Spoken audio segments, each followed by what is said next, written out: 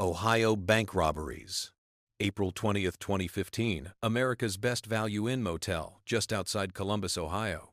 30-year-old Conrad Zizier, a white guy of Polish descent from a broke family, had been living a double life for 3 weeks already. By day, he was just some deadbeat junkie drowning in debt. Inside banks, he was the perfect young black dude they later nicknamed the Pretty Boy Robber. The crazy decision happened way earlier. He dropped $600 online for a Hollywood-grade silicone mask called The Player. Hyper-realistic black man's face, complete with pores, stubble, and natural skin tone. That mask turned him so perfectly, even on high-def cameras, you couldn't tell it wasn't real skin. From the 3rd to the 17th of April, everything went smooth as butter. 5 banks in 3 weeks. He'd stroll in during the day wearing a baseball cap and sunglasses, hand over a note grab anywhere from $5 to $15,000 and walk out. No gun, no panic. Witnesses and tellers swore up and down the robber was a black guy, about 25 to 30 years old. Police and FBI were hunting the same phantom on every camera. Nobody even dreamed it could be a mask. But April 20th, 3 days after the last job, Zizier and his buddy were holed up in the motel and starving. They did what thousands of people do every day, ordered Domino's pizza online, paid with a card, and put the motel address. Delivery guy knocks. Door opens, a white dude answers, still wearing the perfect black mask he hadn't taken off yet. Stacks of cash, with bank bands, all over the bed. Driver backs out, gets to his car, and dials 911. Yeah, there's a white guy in a black mask, and piles of cash in there. 40 minutes later, SWAT kicks the door in. Zizier panics, tries to chuck the mask in the trash too late. Room had everything, money with matching serial numbers from the robberies, clothes, gloves, and that exactly silicone player mask. Even after trying to ditch the evidence, Conrad Zizier got arrested on the spot. May 2015, he pleads guilty to all 6 counts, 5 robberies plus 1 he was planning, and pulls 12 years federal time. This was the world's first case of somebody using a hyper-realistic silicone mask of another race for a bank robbery spree. Huge scandal. SPFX masks stopped selling ethnic masks altogether. FBI sent warnings to every state. Congress even talked about a federal ban on that stuff. Domino's Pizza got jokingly called the best informant of 2015. One pizza order destroyed the perfect crime and changed Hollywood mask sales forever. Countybank robbery in Greenwood, September 30, 2005. Friday, September 30th, 2005, around 12:30 in the afternoon. Small town Greenwood, South Carolina. 27-year-old Aubrey Demetrius Cohen, regular local dude, no serious record, decides today's the day he crosses the line. Just needed cash, fast and quiet. Crazy decision happened minutes before the job. Driving past the McDonald's on Bypass 72, he hits the drive-thru, grabs some food, and gets the receipt. Flips that receipt over and scribbles on the back, "I have a gun. Give me 100 bills of $100 each." Regular thermal paper becomes his robbery note.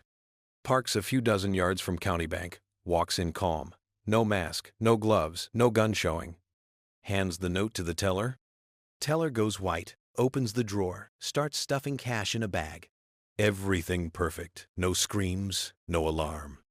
Cohen grabs the money, walks out into the sunshine, and vanishes. Looked like the cleanest robbery ever. But the second he handed over that note, disaster was locked in. That McDonald's receipt had the exact time of purchase just minutes earlier, and data that led straight to him. Teller keeps the note, calls cops right away. Cops see the receipt, realize the food was bought literally across the street. They roll to the nearest McDonald's, pull the cameras and transaction records. 4 hours after the robbery, Greenwood County sheriffs are already at 812 Cokesbury Road. Cohen opens the door himself. No fight. They show him the McDonald's receipt. His face drops. He knows it's over. Aubrey Demetrius Cohen, arrested on the spot, confesses to everything charged with armed robbery. Judge throws him away for years in state prison. This became the classic dumbest bank robbery in America, 2005. Still taught in police academies today. Never write your robbery note on a receipt from the fast food joint 100 yards from the bank. One piece of paper worth pennies sent a guy away for years and gave the world one of the best cautionary crime stories of the decade. Wells Fargo robbery in Gainesville. September, Thursday, September 21st, 2017, around noon. Gainesville, Florida. 32-year-old Samuel Javon Reeves, a local guy with no steady job and empty pockets, walked into the Wells Fargo Bank on Northwest 13th Street. That day, he decided he was done waiting. The choice he made was simple and crazy at the same time. Rob the bank, with no weapon, no mask, no getaway plan. He walked in, stepped up to the teller, and said, "I need money." The teller, thinking he was just another customer, asked, "Do you have a debit card?" Reeves looked her straight in the eyes. "This is a robbery." The teller froze. She opened the drawer, pulled out stacks of cash, over $10,000, and handed them to him. Reeves stuffed the money into a regular bag and stepped back out into the bright sun. Everything went perfectly. No yelling, no alarms. He was already outside. He walked less than 200 meters, crossed the Publix parking lot, walked into the nearest KFC, sat down at a table, set the bag of money next to him, asked a woman at the next table for a cigarette.